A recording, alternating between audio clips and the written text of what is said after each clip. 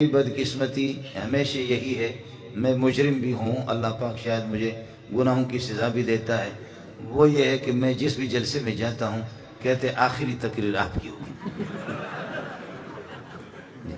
توبہ بھی میں نے بہت کیا ہے، طلباء سے بھی کہا کہ میرے لیے دعا کرو کہ یہ سزا مجھے کیوں مل رہی ہے، لیکن یہ ہے کہ بس یہ ہوتا یہی ہے۔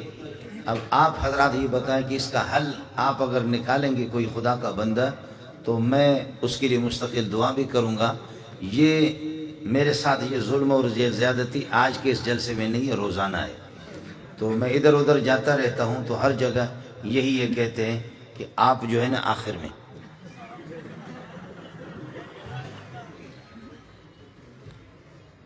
مولوی صاحب کو مذاقی تھا تو رات کافی بیت چکی ہے، اب 12:30 بج رہے ہیں اور مولوی صاحب کو بیان مل گیا، یہ میرے عزیز ہے یہاں بیٹھے ہوئے مولانا نصیب صاحب، تو ہمارے ایک دوست ہے عزیز ہے ہمارے، وہ بھی جو سینے میں بات ہوتی ہے اس کو باہر نکال دیتا ہے، چھپاتا نہیں ہے اس کو۔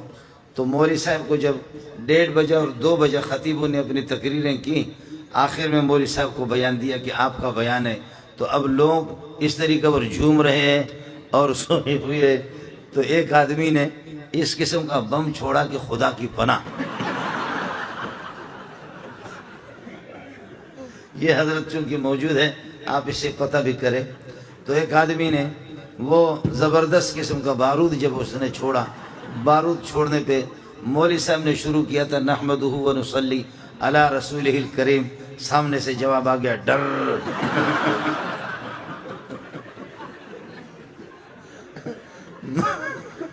مولوی صاحب چونکہ میرا عزیز ہے تو یہ حضرت بیٹھے ان سے پتہ کرو، تو مولوی صاحب نے کہا میں نے تقریر ابھی تک شروع نہیں کی ہے، پہلے سے تم لوگوں نے حرم بجانا شروع کیا، اس لیے مولوی صاحب کہتے ہیں مجھے لگتا یہ ہے میری تقریر آپ لوگ برداشت نہیں کر سکیں گے، وآخر دعوانا ان الحمدللہ رب العالمین۔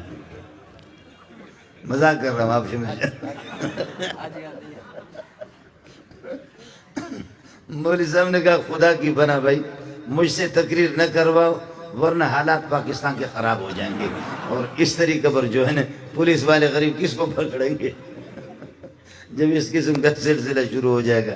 تو اب تو میرے خیال میں آپ حضرات کی وہ عرب لوگ کہتے ہیں استرخاء مفاسد، آپ کے اعضاء بالکل جواب دے چکے ہیں، اور بالکل آپ اس طرح کندھے آپ کے بیٹھ گئے، کمر ٹوٹ گئی، گردنیں بھی جھک گئی ہے، تو اس موقع پر ایسی حالت میں آپ کو لے کر کے بیٹھ جانا اور مولوی صاحبہ کو تقریر سنائے یہ کسی طرح بھی ٹھیک نہیں ہے۔ گزارش ہے بھائی جان سے کہ دعا فرمائیں تو تاکہ ہم چھٹی کریں، کیا خیال ہے آپ کا؟ اب رات کو ہم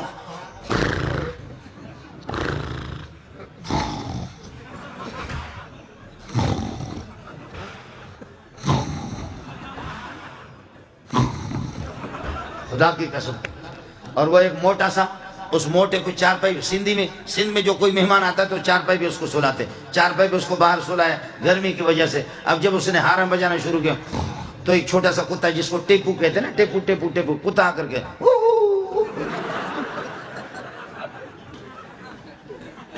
اور پھر جب قاری صاحب پھر وہ حرم بجانا شروع کرتا کتا پھر بھاگ جاتا ہے، کتا پھر بھاگ کچھ فاصلے پر جا کر کے پھر تھوڑی دیر کے بعد واپس آ کر میں رحیم یار خان میں تھکا ہوا تھا، کئی دن جلسے کرتے کرتے کرتے کرتے تھک گیا، ایک موٹا سا قاری صاحب اس کو بھی میرے کمرے میں سلائے، ایئر کنڈیشن، محترم صاحب نے کہا کہ میں نے کہا یار کئی دن سے تھکا ہوں، سفر میں نے آرام نہیں کیا، رات کو 2 بجے 3 بجے کے ٹائم پر آرام کرو۔ قاری صاحب نے وہ قرات شروع کی، خدا کی پناہ وہ اس نے قرات شروع کی، 7 اشرہ سے ہٹ کر کے 21 اشرہ چل رہا تھا،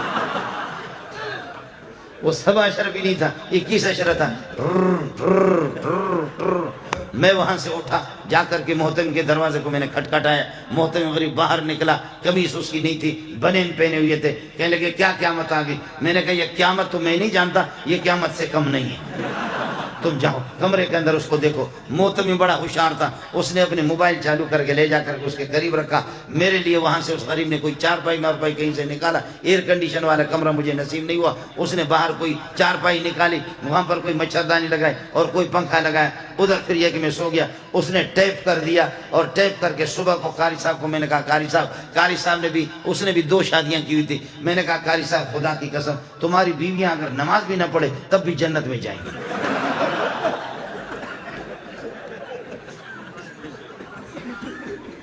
میں تمہاری بیویاں تو جنت ہی۔ کہتے وہ کس طرح؟ میں نے کہا اس ٹھر کے ہوتی وہ کس طرح سوتی؟ وہ بیویاں اور بچے ایسے جو تم نے ٹھر شروع کیا وہ کس طرح؟ کہتے نہیں میں کوئی ٹھر نہیں کرتا۔ محتمی نے موبائل کا بٹن لگایا، کہا یہ ہے سر، یہ آپ کی رات والی قراتیں جو آپ تہجد میں پڑھا کرتے ہیں۔ آج بھی آپ دیکھو ہمارے شیاطین کو عمر کا نام لے لو، اور آپ کو یہ بتاؤں جن کو احتلام ہو رہا ہے وہ یہ کر دیں رات کو والسماء والطارق پڑھے، والسماء والطارق کے بعد قلم کی ضرورت نہیں، اپنے ہاتھ سے ادھر لکھو عمر لکھو، اور یہ کہ اپنے ناڑے کو مضبوط باندھ کر کے شلوار کے اندر کرو۔ آپ کو احتلام ہو گیا تو مولی منظور کو فون کر لینا، کبھی بھی احتلام نہیں ہوگا، شیطان ان پر چڑھتا ہے۔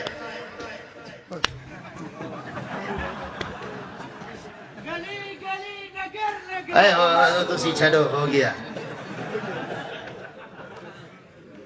کر کے دیکھ لینا۔ میں برطانیہ میں نہیں رہ رہا، فرانس میں نہیں رہا، اسی ملک کے اندر رہ رہا ہوں، اسی ملک میں رہ رہا ہوں۔ ایک ظالم نے، اس خبیث نے، شین و یا عین و ہا، سمجھ میں گئی نہیں؟ شین و یا عین و ہا، اس نے 2 گدھے رکھے اور خود ہی گدھا لیکن 2 گدھے رکھے۔ اس ظالم نے، اس خبیث نے ایک گدھے پر لکھا ابو بکر اور دوسرے گدھے پر اس نے لکھا عمر۔ ارے چھوڑ، دوسرے پر اس نے لکھا عمر۔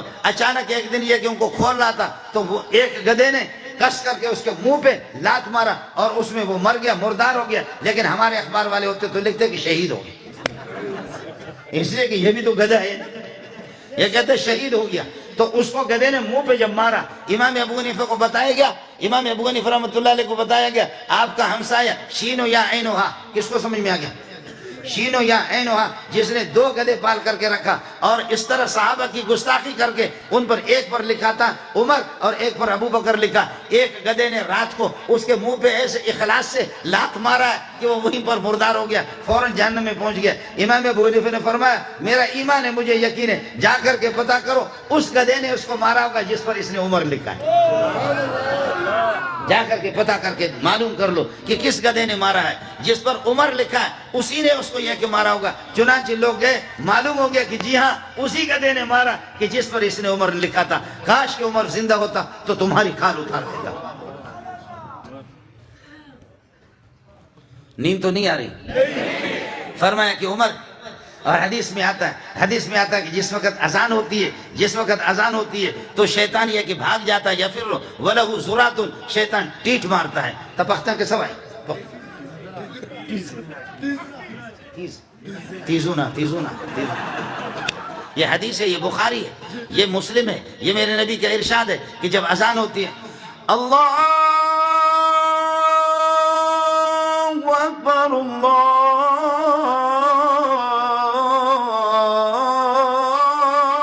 اکبر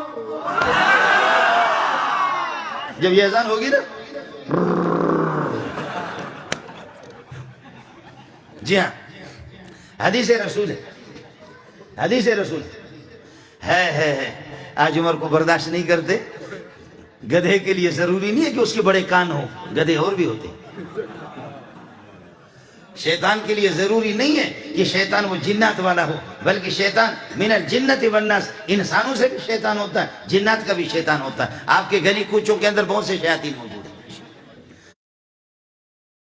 میرا نبی جیسے اشارہ کرتا ہے، مدینہ کے اندر خطبہ دے رہا تھا، بخاری کے اندر روایت موجود ہے، جیسے خطبہ دے رہا تھا بدو آ گیا، یا رسول اللہ پانی کے ایک قطرے کو ترستے، ہمارے مال مویشی ہلاک ہو گئے، پینے کے لیے پانی نہیں، درخت رو رہے ہیں، درختوں پر پتے بھی نہیں ہے، غیر آبادی، اور اس قحط سالی آگے، اللہ واسطے دعا کرو۔ آپ نے جیسے دست مبارک اٹھائی، دعا کی، صحابی کہتا اب تو مکہ مدینہ والوں نے ختم کر دیا، آپ کو اللہ تعالیٰ لے جائے جبل صلہ، وہ پہاڑ ہے چھوٹا سا، اس پہاڑ کے پیچھے سے ایک بادل چھوٹی سی بدلی سی نمودار ہو گئے، دیر نہیں لگا، بادلیں آج شروع، آج بارش، کل پرسو ترسو خرسو ترسو شرسو دھرسو، مسلسل بارش ہی بارش ہے۔ اگلے جمعے کو وہی صحابی دوڑ کر کے آگے کہنے لگے خدا واسطے دعا کرو، خدا واسطے دعا کرو۔ حضرت زمینوں کے بند ٹوٹ گئے، ندیاں مست ہو گئی، طوفان آ گیا، سیلاب آ گیا، یہاں کے لوگ گاؤں والے ادھر نہیں جا سکتے، وہ گاؤں والے ادھر نہیں جا سکتے۔ میرے نبی مسکرائے، فرمایا واہ واہ، آپ نے ایسے دستے مبارک اٹھایا،